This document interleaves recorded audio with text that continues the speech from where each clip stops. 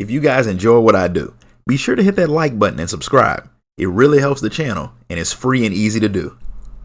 Before we get started with today's video, I have an announcement to make.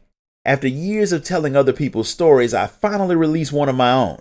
My novel Eternal Reign is available now in both ebook and paperback format for those of you who are like me and prefer to collect physical media. You can grab a copy right now on Amazon through the link in the description of this video. And now back to our regularly scheduled program. While wandering around Ul'dah and getting ready for a trip to the New World, the Warrior of Light comes across a weaver that needs an adventurer to help with an issue at their guild. Somebody put in an order for some clothes and they are refusing to pay their bill.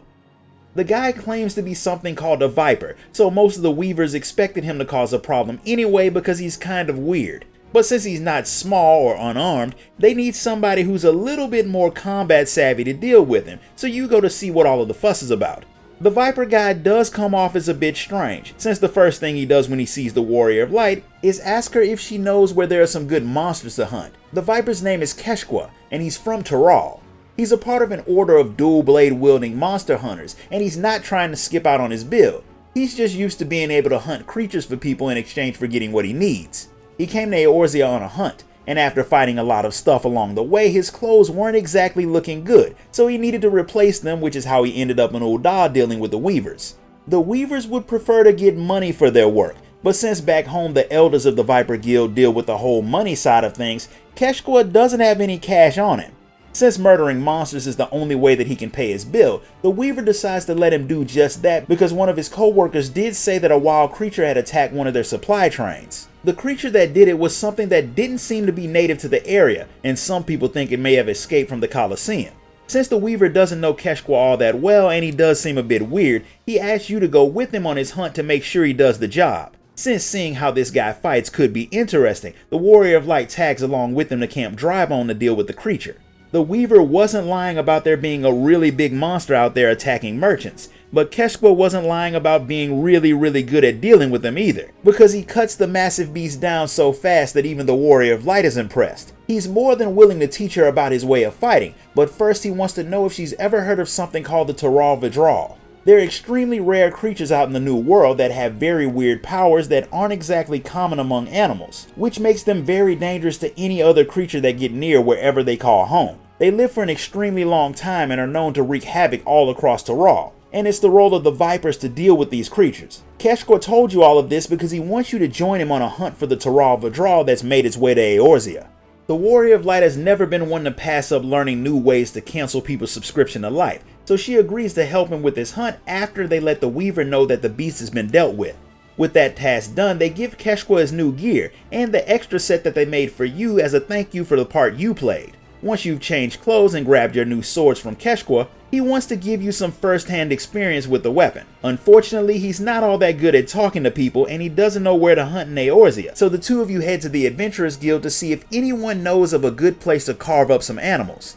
One adventurer has heard of some packs of foreign monsters that have been slaughtering people out in the Spineless Basin, including the adventurers who got hired to deal with them. So you and Keshqua head out there to try your hand at it. After patching up some adventurers who nearly got killed by the pack, Keshqua gives you a quick rundown of the history of their techniques before throwing you into battle alone against an entire pack of beasts. After the Warrior of Light proves that she's pretty deadly with whatever weapon she uses by beating the whole pack and its not so small leader, Keshqua gives you the rundown on the specific creature that he's after. It's called XIV, and it's a mutated version of an already deadly jungle creature.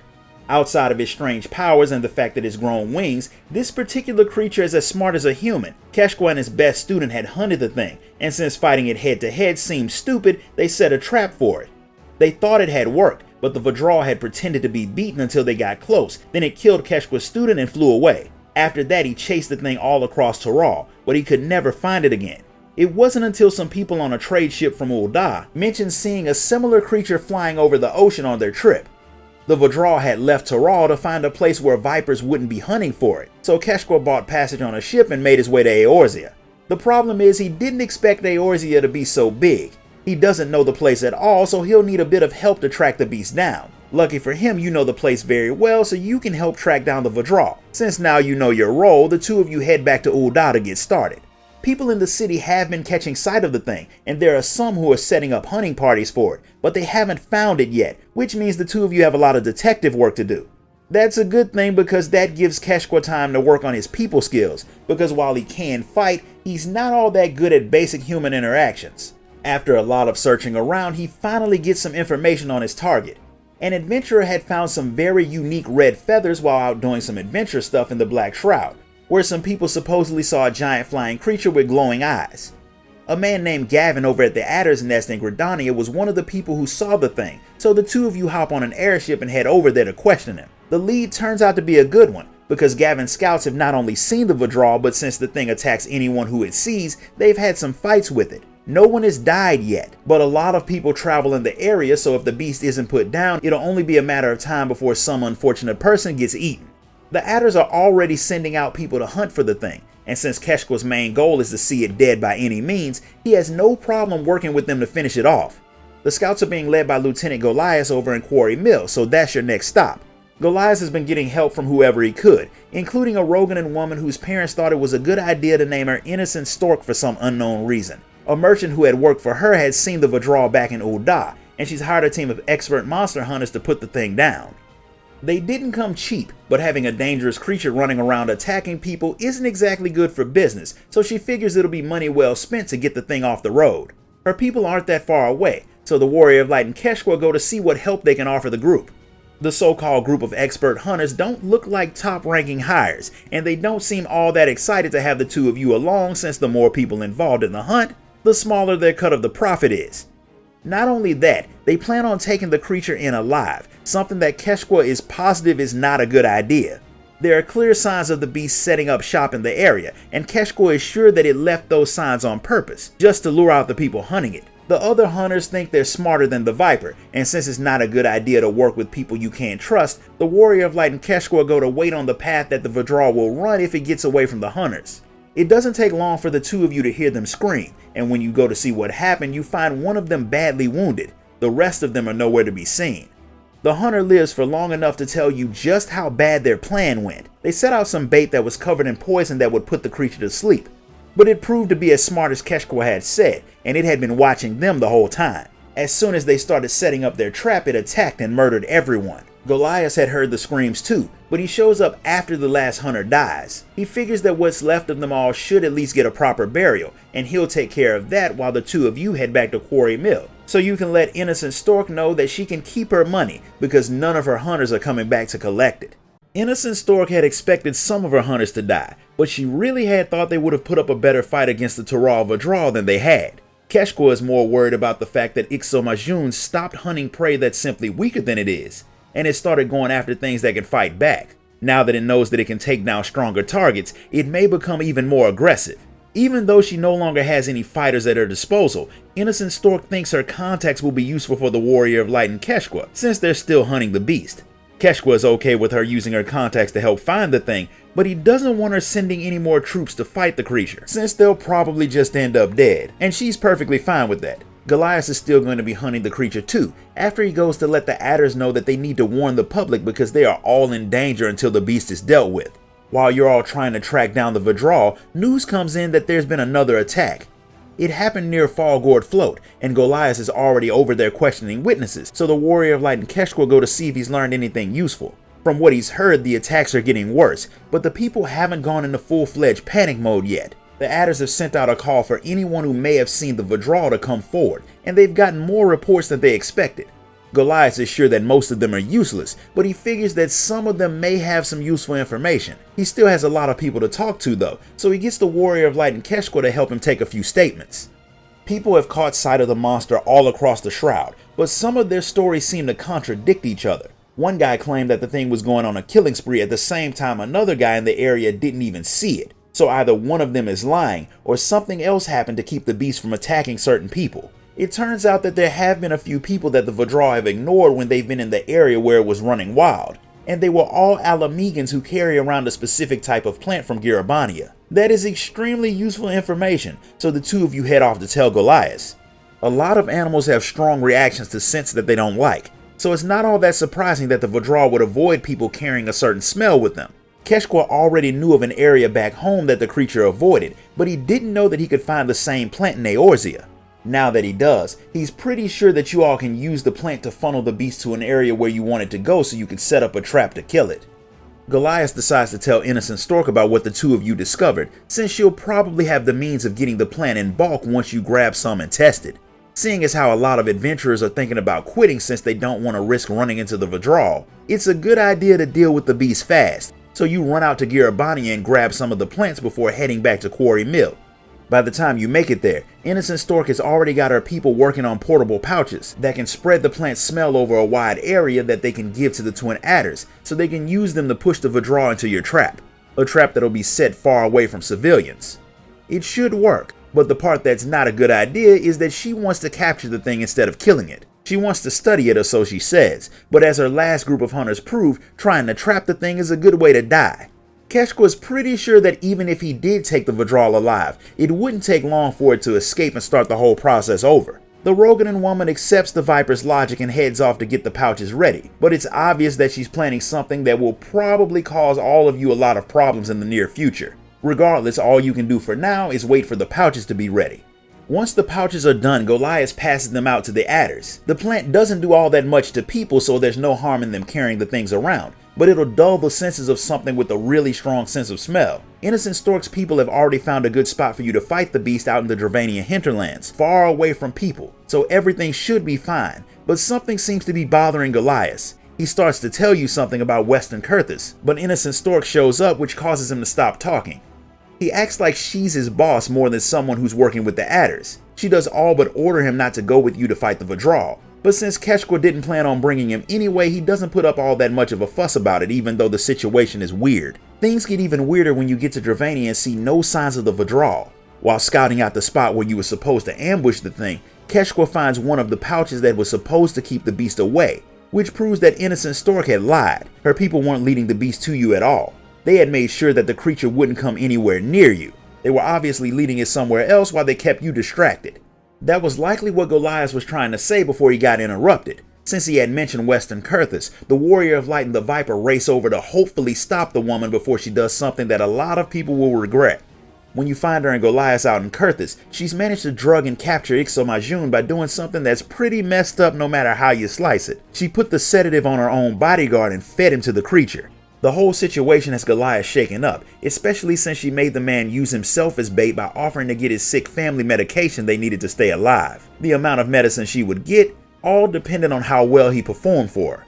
She obviously has some way of blackmailing Goliath too, which is why he's working for her. And the reason she's doing all of this is simply because she likes having control over things, especially really powerful and dangerous creatures. Creatures that she likes to make fight against powerful opponents.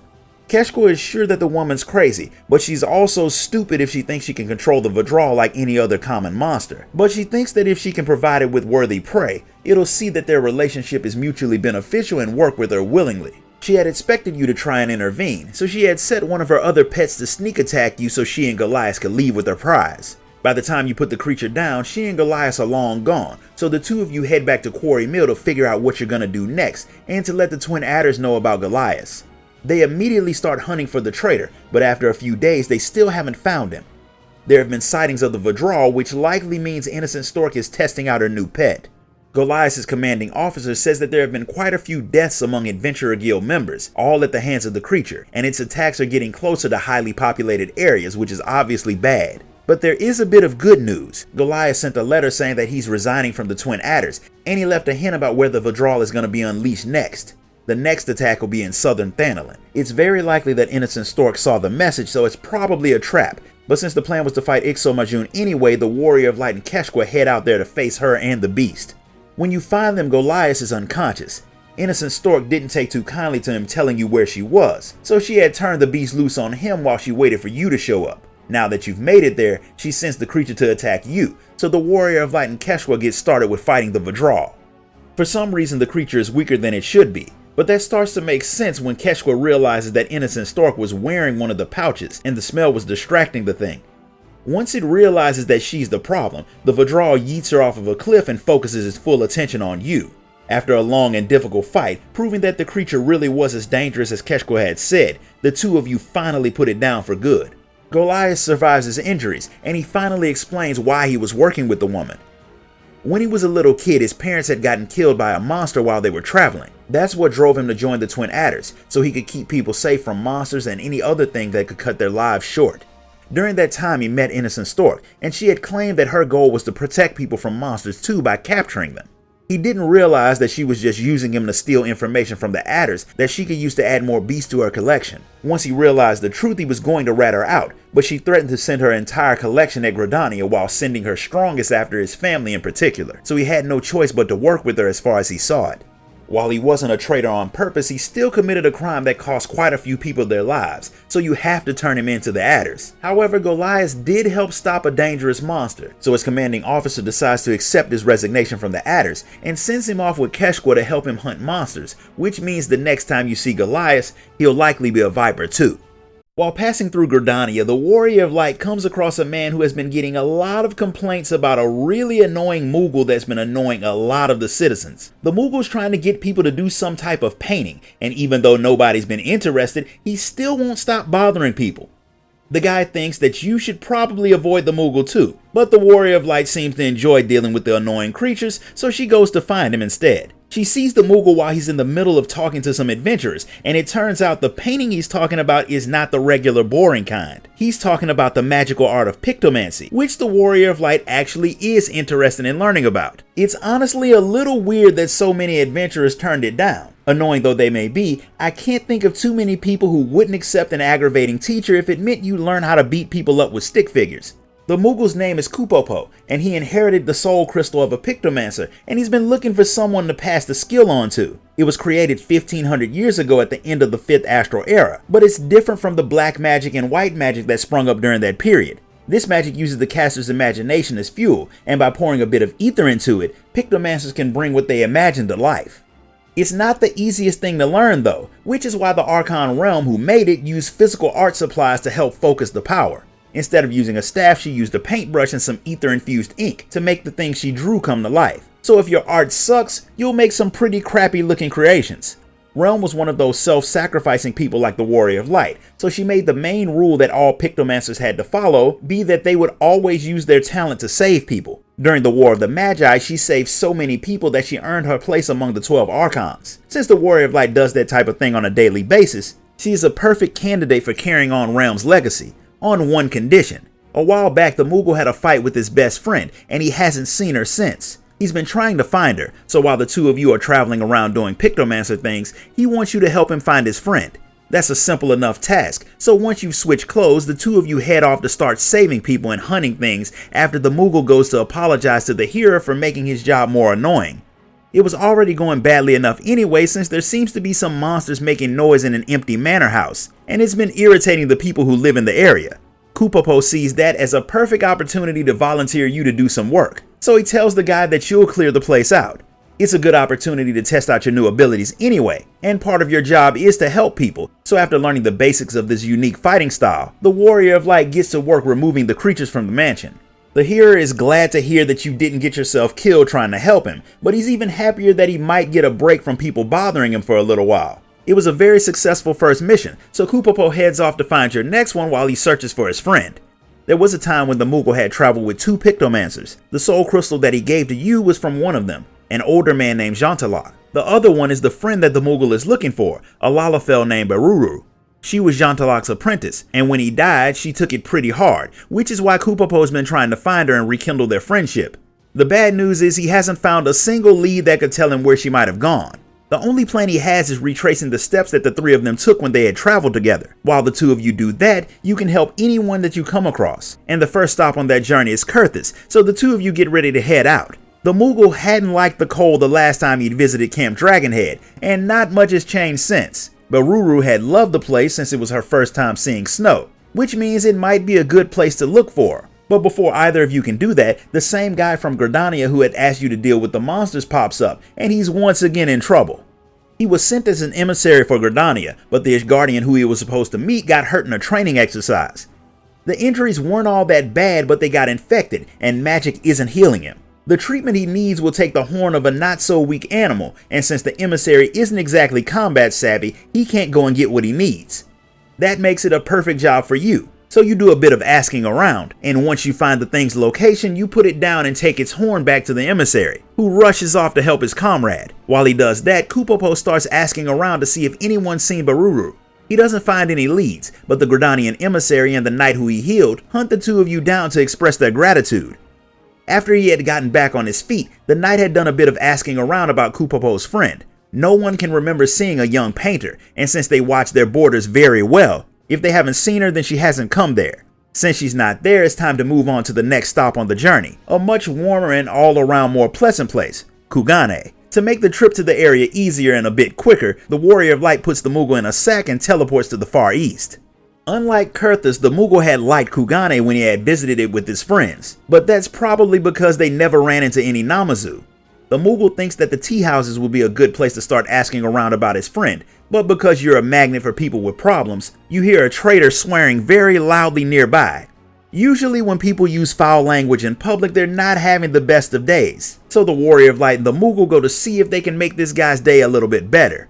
The guy's an art dealer from Ul'dah, and he came to Kugane to sell a rare piece of art that he collected from back home. But a storm hit the ship that he was on, and the pack with his art in it fell overboard. There's a good chance that the box floated into the Ruby Sea, which is the spot run by the Confederacy, so no one's been willing to go searching for the man's lost package. The Warrior of Light's on pretty good terms with those pirates though, so she has no problem going to talk to them. They did in fact find the thing, but they won't give it to you for free because why would they? Instead, they get you to help them hunt down a few ogre crabs, and once you're done, they're more than willing to hand over the crate. For a regular looking wooden box, the thing must have been sealed by magic because the painting that's inside is still in perfect condition, and it turns out to be one of Jantaloc's paintings. The trader bought it not that long ago from Jantaloc's apprentice, so he knows where she is. That part is good since you're hunting for the woman. The bad part is, as far as the trader knows, Baruru is dead now. She had come to Ul'dah with a bunch of Jantaloc's paintings. Once she sold them all, she disappeared. Everything she had was left in her room, and word started to spread that she'd gone off somewhere and self-deleted. Kupopo doesn't take the news all that well. He had known Baruru had taken her master's death pretty hard, but he hadn't expected her to decide to end it all because of it, and she may not have. It is only a rumor, one that the two of you head off to Ul'dah to hopefully prove that it is in fact just that. If someone wants to find out what's going on in Ul'dah, the person to talk to is Wymond. The man's been standing in the same spot since the Warrior of Light first came to Ul'dah, so he's not that hard to find, and he does know what happened to Baruru. She had come to Ul'dah about 6 months ago with 8 of Jantaloc's paintings, and she was trying to sell them. It didn't take long for her to accomplish that, and she used the money to buy herself a burial spot in the ossuary. It's really expensive getting buried in Ul'dah, but those paintings sold for a lot of money, so she had plenty to pay for her spot in full. Once she paid for her tomb, she vanished. No one could find her, but they did find some of her personal items in the room that she had been renting. She'd also left behind her traveling clothes, a note that said she wasn't ever coming back, and some money to pay for her room. The innkeeper thought the whole thing was weird, so he got the brass blades to look for the Lalafell. From what they found, they determined that she had decided to leave and unalive herself. It's starting to seem like she really is gone, but the only way to know for sure is to go to her grave and see her body. Even though it may not be a pleasant experience, Kupopo races off to talk to the priest so he can see his friend's corpse, and the Warrior of Light follows him. The priest isn't exactly open to the idea of letting someone open the coffin of someone who's not their relative.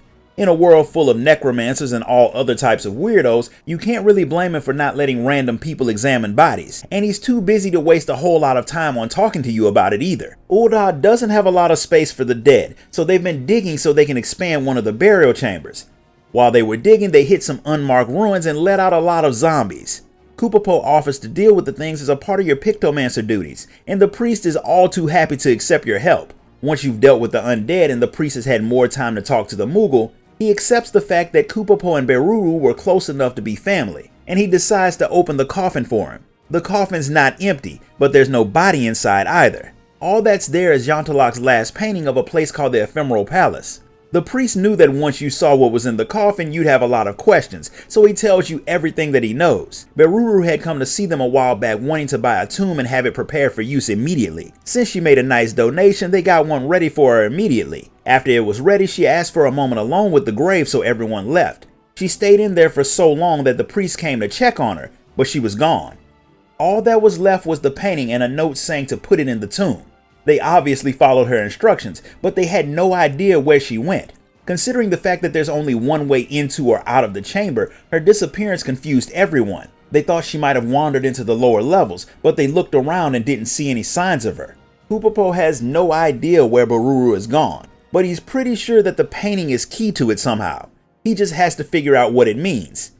He has a feeling that whatever she's done has something to do with the argument they had, and because it's the one story that he hasn't told you, he lets you know what made him and Boruru go their separate ways. The two of them had just made it back to Limsa Lominsa after taking their one trip without Jantalok. The man was getting old, so instead of taking him on the road, they had left him in the care of some professionals. Before they headed out, Jantalok had warned Boruru not to do something that Kupopo had forgotten about until he started telling you the story.